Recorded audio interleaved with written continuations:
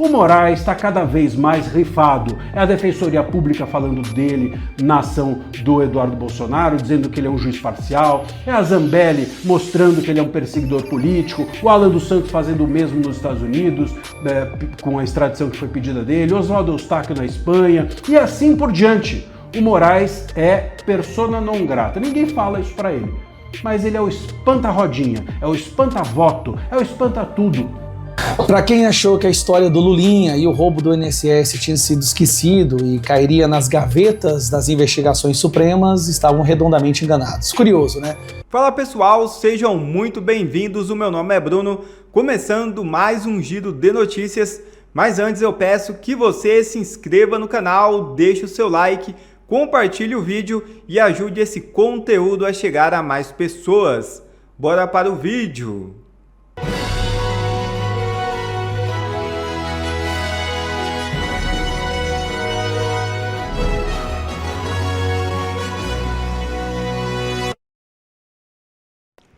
No dia de encontro com Trump, Moraes age contra Flávio e dá 5 dias à PGR. É isso mesmo.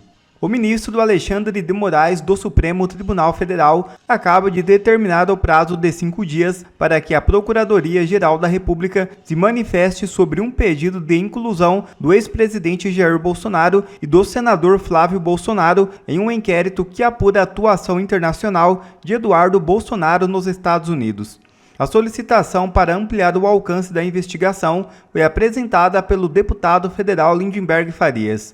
O parlamentar pediu ao Supremo que a apuração passe a investigar possíveis conexões entre integrantes da família Bolsonaro e o financiamento de atividades ligadas à atuação de Eduardo em território norte-americano.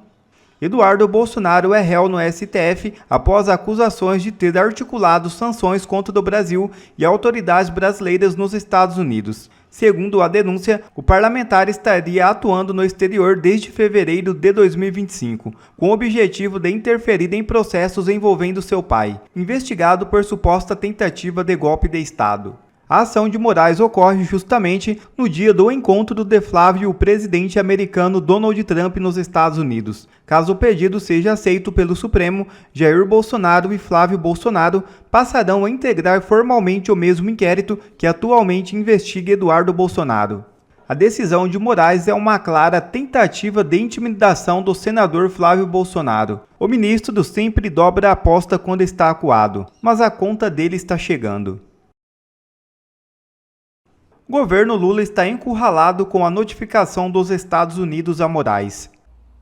Ontem no X, num post no X, o advogado da Trump Media Durham, Martin de Luca, escancarou uma mentira de 15 meses do governo brasileiro sobre a tal da ação da Trump Media Durham contra o Moraes. Eu vou te contar agora o que ele revelou e por que agora está todo mundo falando que é uma crise diplomática, Eu vou te contar o que está por trás dessa fala do governo brasileiro. Você vai entender tudo. Eu sou André Marcília, advogado constitucionalista e comentarista jurídico, e peço que vocês, antes de qualquer coisa, se inscrevam aqui no canal e deixem o seu like nesse vídeo. Meus caros, faz 15 meses que essa ação começou contra o Moraes. A Folha de São Paulo está dizendo hoje que o Ministério da Justiça, a AGU, o governo Lula estão todos muito preocupados, que eles estão falando em crise diplomática. Faz 15 meses que essa ação começou. Sabe o que o Ministério da Justiça, a AGU e o governo Lula, sabe o que eles fizeram até agora em relação a essa ação para proteger o Moraes? Nada. Zero. 460 dias, 15 meses, nada foi feito. Em fevereiro de 2025, disse a AGU que ia contratar um escritório lá nos Estados Unidos ao custo de 19 milhões de reais para monitorar a ação. 19 milhões. O que foi feito? Não sei nem o que foi feito desse dinheiro. E aí, em junho do mesmo ano, de 2025, disse também a AGU que estava preparando minutas de defesa em inglês. Imagina só o Messias preparando minutas de defesa em inglês. Já é difícil em português e muito difícil, imagina em inglês. O que foi feito? Cadê essas minutas de defesa? Cadê esse escritório? Cadê esse dinheiro? Cadê essa defesa? Nada foi feito. A AGU não fez nada, o Ministério da Justiça não fez nada, o governo brasileiro não fez nada para proteger o Moraes. A única coisa que eles fizeram foi segurar a tal da citação no STJ. Tentaram blindar o Moraes, não deixando o carteiro entrega, porque é isso, o STJ é um carteiro. Quando alguém de um outro país quer citar alguém dentro do Brasil, quem faz o trabalho de carteiro é o STJ. O carteiro pegou a carta e guardou no bolso. Foi isso. Isso foi o máximo que eles fizeram. Nada além disso. Agora, não contavam com o fato de que a justiça norte-americana fosse permitir que a citação fosse feita por e-mail. Foi feita por e-mail e agora eles estão que nem barata tonta sem saber o que fazer, porque não fizeram nada até agora. O Moraes foi rifado. E por que o Moraes foi rifado? Porque nessa época ele estava sancionado pela Magnitsky. Ninguém queria saber de sair na foto com o Moraes e ser sancionado junto. E agora, o Moraes, embora não esteja sancionado pela Magnitsky, mas ninguém quer sair também na foto com ele. Sobretudo num ano de eleição, o Moraes é um espanta-voto. Espanta-voto, é isso que ele é, né?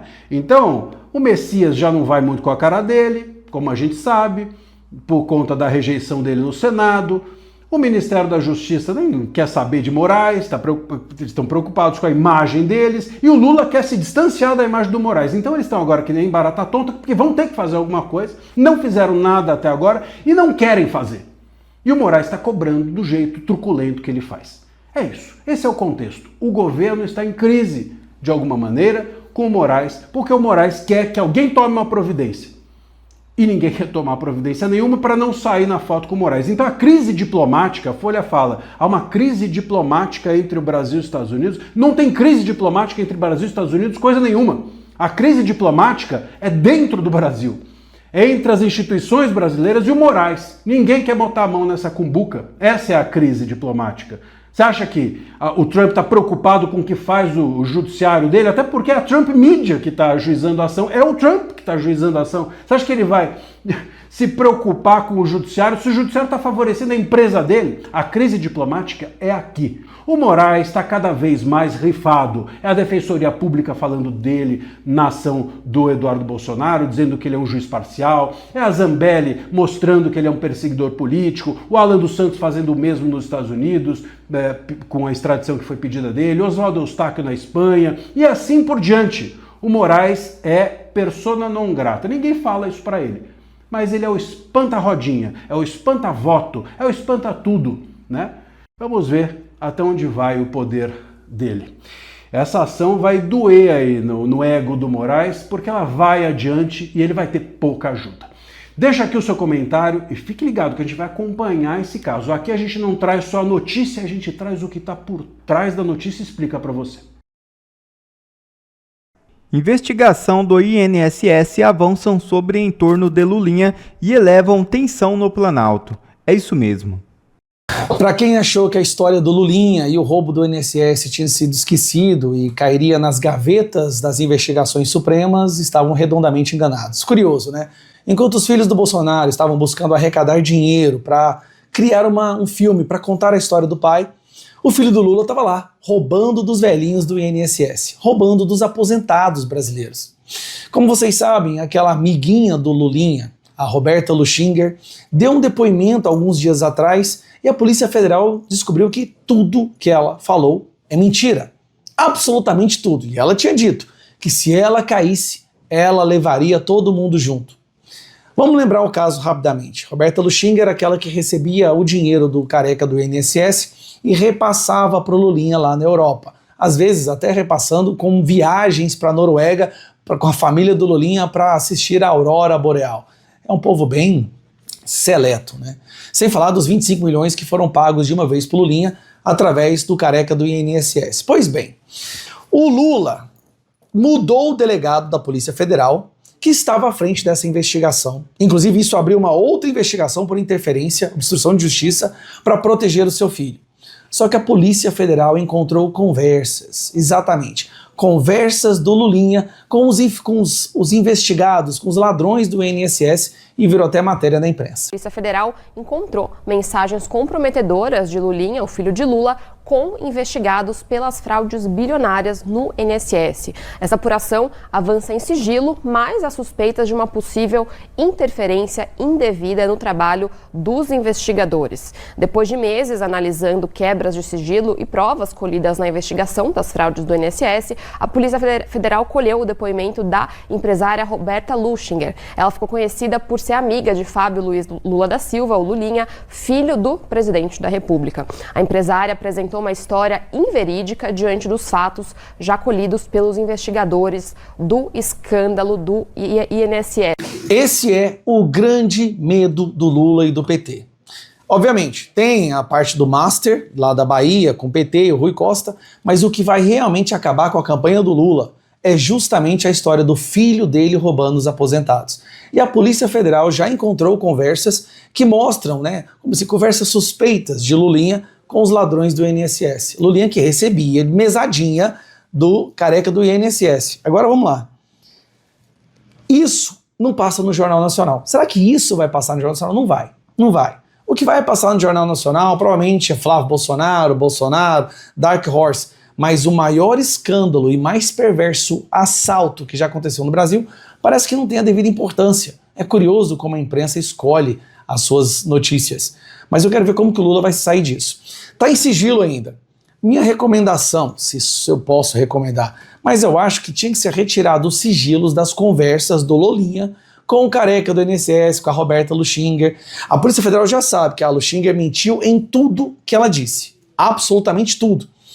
Ela tem uma convicção de impunidade que chega a ser impressionante. É como se ela tivesse a mais absoluta certeza que nada vai acontecer a ela. Enquanto isso, o filho do presidente está foragido na Espanha, porque ele sabe que se ele ficar aqui, ele pode sofrer uma busca e apreensão e até mesmo uma prisão preventiva, o que atrapalharia muito os planos do seu pai para ficar na cena do crime mais 4 anos.